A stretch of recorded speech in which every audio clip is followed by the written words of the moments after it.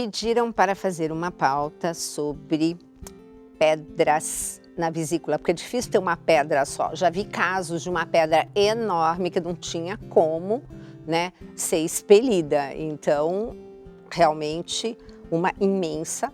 E toda vesícula com pedra, ela tem que ser retirada, gente. Por quê? Porque ela pode, ao tentar sair, obstruir um canal que nós temos e simplesmente ocasionar o que nós chamamos de uma pancreatite. Gente, tudo que envolve pâncreas é bem enrolado, tá? É bem complicado. E pancreatite é sério. Então, tem um detalhe que nós acompanhamos assim na internet, que o pessoal tem uma metodologia, falando assim, até parece coisa científica, né? Tem um método de expelir as pedras da vesícula através de uma técnica de alimentação, do consumo de determinados alimentos e ficar não sei quantos dias fazendo, etc. Gente, isso não tem comprovação científica e tem um perigo. Numa dessas tentativas, vai que sai a pedra e entope ali o canal e você vai precisar fazer uma cirurgia de emergência, de urgência. Então, não brinca com isso, ok? Eu lembro que quando eu tive o diagnóstico de pedra na vesícula, quer dizer, isso ó, a mão, tanto é que a minha cirurgia foi aberta, não foi de laparoscopia.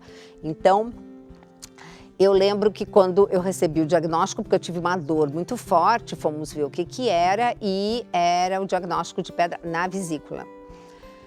E o médico falou, bom, vamos marcar a sua cirurgia. Eu falei, mas passou a dor. Ele falou, não, Gisela, mas você pode ter um problema, etc e tal. Na época, se você leu A Filha da Fé, você sabe que eu tive um momento da minha vida que eu viajava muito por conta do ambiente fashion, né? O ambiente da moda, né? Então, lá estou eu, em Paris, tranquila, assistindo as coleções, e no hotel, não é que eu tenho uma dor horrorosa, pior do que aquela primeira? Bom, simplesmente eu liguei correndo para o médico e falei, e agora? Ele falou, olha, Gisela, se essa dor não passa, você vai ter que ir para um hospital aí, de repente você vai ser operada em urgência aí. Aí bate todo o arrependimento do mundo, né? Aí o que ele me recomendou foi, tem banheira, a coisa que mais tem na França é banho de banheira, né? Tem uma banheira? Então mergulha nela com água bem quente. E foi o que teoricamente me salvou, porque eu saí da crise e cheguei no Brasil, marquei minha cirurgia.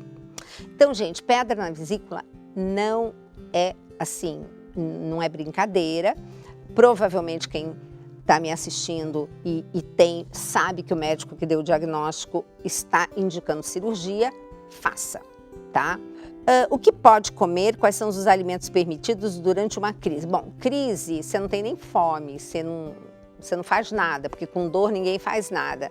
Então, o que nós devemos evitar comer enquanto não vamos fazer a cirurgia, é claro que são alimentos à base de gordura, né? Porque é justamente a hora que você necessita que a sua vesícula funcione, tá? E após a retirada da vesícula, a alimentação ainda precisa ser mais restrita? É necessário alguma suplementação? Gente, eu tô com 65 para 66 anos, tá? Eu retirei a minha vesícula com 30 anos. Então, fazem o quê? 36 anos. Gente, vida normal. Eu, particularmente, não tenho problema nenhum quando eu como gordura, se eu não como gordura, vida normal.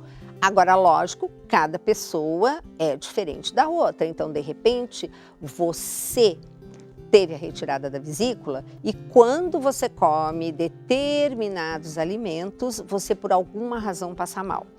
Gente, observe sempre o que o seu corpo está falando. Olha, quando o paciente me relata, pode ser a coisa mais absurda do mundo, eu anoto. Por quê? porque ele que está sentindo aquilo, é ela que está me relatando o que ela passou. Então, eu anoto, e é incrível porque antes da gente, nessa fase de pandemia, falar de... Porque assim, você pode perder o olfato e o paladar, não só no Covid, mas é que agora a gente fala bastante disso, mas qualquer vírus que você contrai pode ter essa complicação. E eu lembro que há muito tempo atrás, fazendo anamnese de uma paciente, ela falou, depois dessa situação, que era uma virose, eu perdi o paladar e o olfato. Eu achei tão estranho na época, mas eu anotei. E agora, olha só. Então, anota tudo.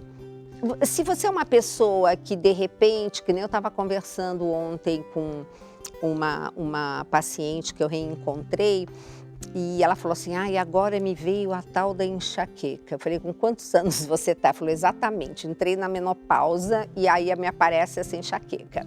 Então, é algo novo na sua realidade. O que você faz? Começa a fazer um diário. Então, todo dia você escreve um pouco aquilo que você comeu, como foi seu dia, se você teve estresse, se você fez alguma coisa diferente, praticou ou não uma atividade física, fez ou não algum procedimento, enfim, anota. Porque aí você vai anotar também os dias que eventualmente você tiver, no caso dessa pessoa em si, a enxaqueca, por exemplo. E aí a mesma coisa com a sua retirada da vesícula. Estou passando mal, mas o que eu comi? Porque muitas vezes não é aquilo, comeu, bateu, fez mal. Vai fazer mal depois de 3 dias. A sensibilidade alimentar é típica nesse sentido. Tem vezes que demora muito tempo. Então, é aquela situação do paciente ou da paciente que tem dores articulares, pode ser fibromialgia. O que acontece? Tem umas famílias, vou fazer programa sobre isso, mas tem vídeo meu no canal do YouTube sobre isso. Tem algumas famílias que tem fatores antinutricionais, por isso que você tem que comer bem cozidas, né, que são os grãos. Se você não tirar esse fator antinutricional, aquilo vai para o seu corpo, parece que fica escondidinho ali, esperando a situação de um estresse para aparecer e te causar dor. Então, são dois agravantes. O estresse que você está passando, e aí aparece aquela substância que estava lá escondidinha, esperando a melhor oportunidade para dar o ar da graça, né? Então, a gente tem que anotar que é muito importante. Então, você retirou sua vesícula, ok, você passa mal em algumas situações, anote. E aí você vai fazendo um recordatório. Mas eu fico aqui esperando a sua pergunta, a sua participação. Você sabe que você pode mandar o seu e-mail, né? É tvcn.saopaulo@cançãonova.com. Temos recebido testemunhos muito bacanas que como é que eu vou dizer? Nos incentivam a chamar outros profissionais para debaterem conosco aquela situação daquele testemunho. Então, é muito rica a sua participação. E é aquilo que eu falo sempre, sem demagogia nenhuma, esse programa é feito para você. Eu estou aqui numa doação absoluta em benefício daquilo que eu digo assim, que é a obra-prima de Deus, que é o corpo humano. E eu fico triste quando eu vejo que as pessoas não estão dando o devido valor ao que há de mais precioso. Porque, gente, carro eu troco, casa eu troco, o corpo não. É com esse corpo, é como um talento que Deus te deu. Aquela parábola dos talentos é perfeita. É como um talento, ele te deu, como que você vai devolver? Então a gente tem que pensar muito nessa responsabilidade.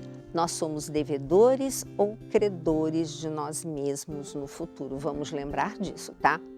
Deus perdoa sempre, o homem às vezes, a natureza jamais. Então, vamos respeitar a natureza do nosso corpo, tá? Que Deus nos deu e tem um monte de mecanismo maravilhoso que nos tira de cada uma. Queridos e queridas, Um beijo grande e eu espero vocês no próximo Mais Saúde.